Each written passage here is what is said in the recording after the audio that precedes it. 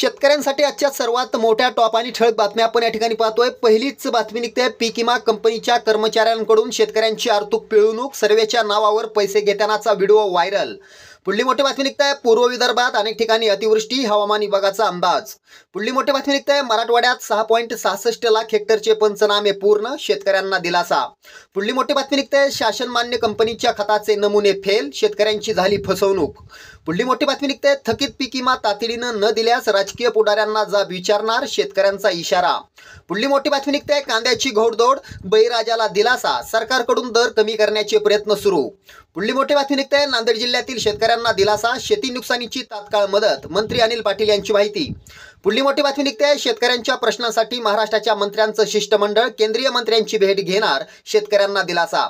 पुढली मोठी बातमी निघते, राजू शेट्टी धनंजय मुंडेवर बरसले, बच्चू कडू म्हणाले सरकारच्या कानफडीत मारण्याची वेळ आली, संभाजीराजेंची ही जोरदार टीका।